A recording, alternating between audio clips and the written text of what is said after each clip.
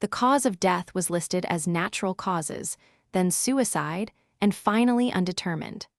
The medical examiner disagreed, insisting that the presence of strangle marks required a thorough reevaluation. Upon closer inspection, ligature marks were identified on the deceased's neck, indicating manual strangulation. These marks, typically circular or oblique in nature, showed signs of petechiae formation under the skin, a characteristic sign of asphyxial death. The initial examinations had overlooked these critical details due to a lack of specialized forensic expertise. Each closure was based on incomplete forensic analysis until an interdisciplinary team of experts re-examined the evidence, leading to the conclusion that homicide should not be ruled out. Chapter: Case background. The case under review is that of a male adult discovered in his residence on Maple Street in suburban Springfield on November 5th at approximately 19:30 hours. The initial report was made by the deceased's neighbor, who observed unusual activity through the window and notified local law enforcement due to concerns over potential distress. Upon arrival, emergency responders found the front door ajar and signs of forced entry inside. Initial observations noted significant bloodstains on various surfaces within the living room. What was initially assumed to be an intruder-related incident quickly shifted upon closer inspection, revealing ligature marks around the neck of the deceased, indicating possible asphyxia due to strangulation. The sequence of events leading up to the discovery suggests a struggle had occurred prior to death, with evidence pointing towards manual restraint and potential use of household items as makeshift restraints. Chapter: Initial findings. Upon arrival at the residence, first responders noted the deceased in a prone position on the bedroom floor. The scene exhibited signs of disarray, including upturned furniture and disturbed bedding material, consistent with struggle or movement shortly before death. No obvious external injuries were immediately apparent aside from ligature marks encircling the neck. The initial medical assessment revealed no pulse or spontaneous breathing. However, the presence of pronounced petechiae across the conjunctiva suggested asphyxia due to strangulation. The deceased's body temperature indicated hypostasis had begun, but was not fully established, indicating a death that occurred within the last several hours prior to discovery. Due to the nature and location of the ligature marks, coupled with the absence of defensive wounds or signs of forced entry, law enforcement initiated further investigation into potential homicide.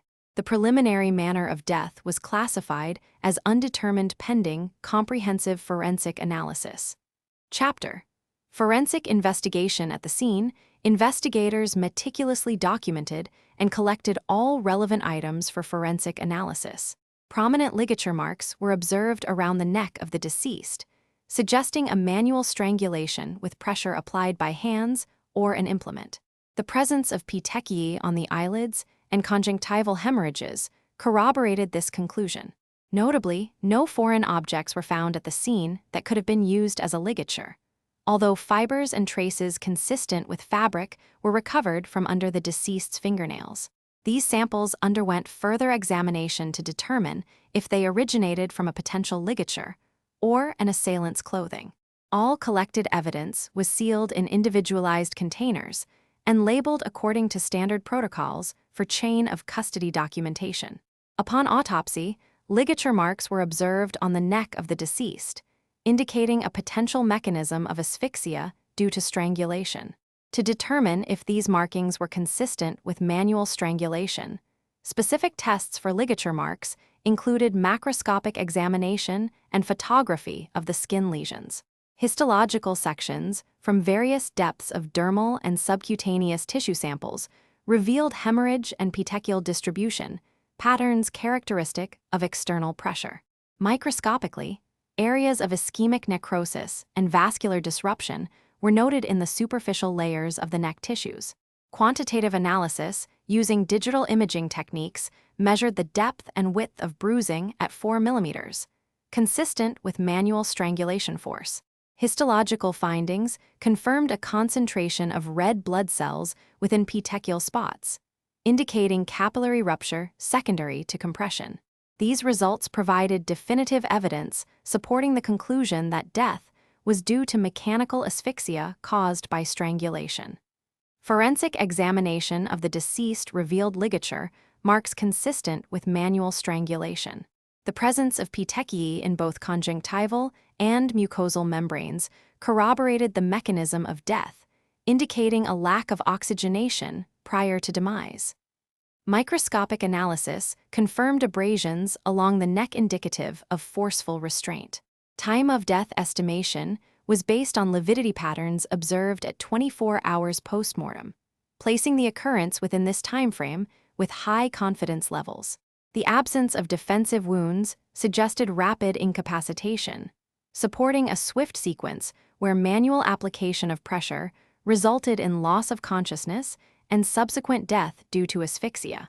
This timeline confirms the primary cause of death as mechanical obstruction of airways, but contradicts any notion of prolonged struggle or survival after initial restraint.